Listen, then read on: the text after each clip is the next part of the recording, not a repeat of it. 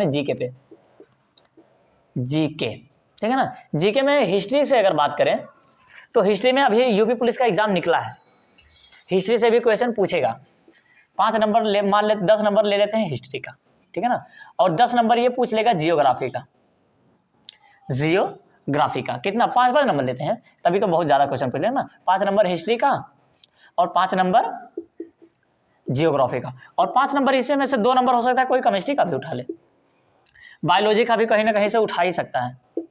दोस्तों आप लोग जीके जीएस पढ़ते रहिएगा, जितने भी क्वेश्चन है आप लोग पढ़ते रहिएगा, ठीक है ना। यूपी पुलिस का एग्जाम जो भी निकला हुआ है, ठीक है ना, यूपी पी का जीके जीएस पूछेगा, ठीक है ना। और फिर यहां पर बात आ जाती है, हो सकता है मैप से पूछ ले, आपसे मैप से भी उठा ही सकता है क्वेश्चन। और जो सबसे मेन इंपॉर्टेंट है ना वो है कॉन्स्टिट्यूशन, कॉन्स्टिट्यूशन,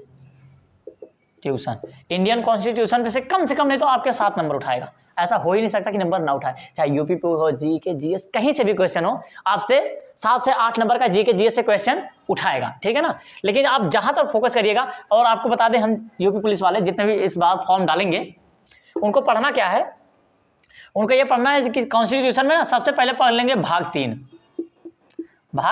3, ये आर्टिकल, ये भाग 3 पढ़ लेंगे, ठीक है ना। और भाग 3 पढ़ने के बाद हो सकता है मौलिक कर्तव्य पढ़ लें, मौलिक कर्तव्य मतलब मौलिक कर्तव्य भाग 4 में है, मतलब 51 का ये पढ़ लेंगे, ठीक है ना। इसमें से क्वेश्चन जरूर पूछेगा, ऐसा हो ना सकता कि क्वेश्चन ना पूछे भाई साहब, ठीक है ना। मैं हर बार का क्वेश्चन देखता रहता हूं, मौलिक अधिकार से क्वेश्चन तो किसी भी हमें घुसा देता है, ठीक है ना, मौलिक अधिकार से। और इसमें आपको जो पूछेगा जीके में वो पूछेगा हिंदी से भी तत्सम यहाँ से व्याकरण वगैरह से उठा करके क्वेश्चन 1-2 क्वेश्चन आपको घुसा देगा, ठीक है ना, 2-3 क्वेश्चन आपको घुसा देगा। और फिर बात रही जीके जीएस कंप्लीट हो गया।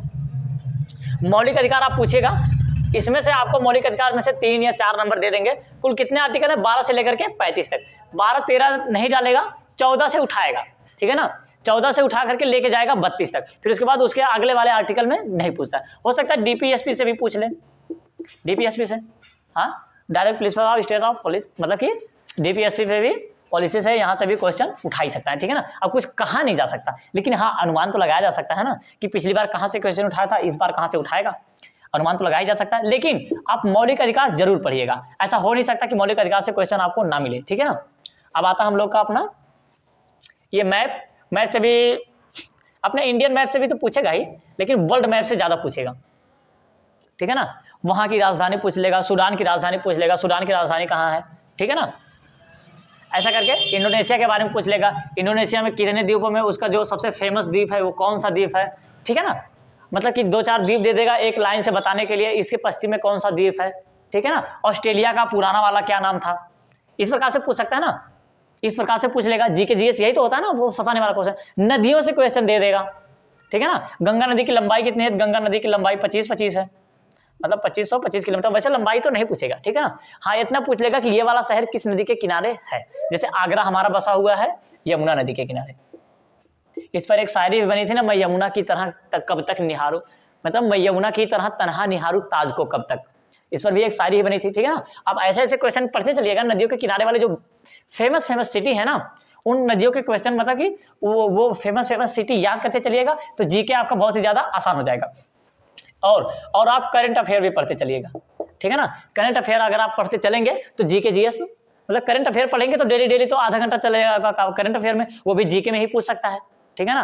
अगर आप ऐसा पढ़ते रहेंगे तो यूपी पुलिस आपके लिए बहुत ही ज्यादा आसान हो जाएगा। 40,000 वैकेंसी की नोटिफिकेशन आई है, लेकिन ये बढ़ेगी, ये बढ़ के 50 से 55 तक जाएगी, ऐसा मेरा मतलब कि मुझे ऐसा लग रहा है, ठीक है ना। तो आप ऐसा पढ़ते रहेंगे, हो सकता है हम दुआ करेंगे कि रिजल्ट आपके पक्ष में ही आए, ठीक है ना।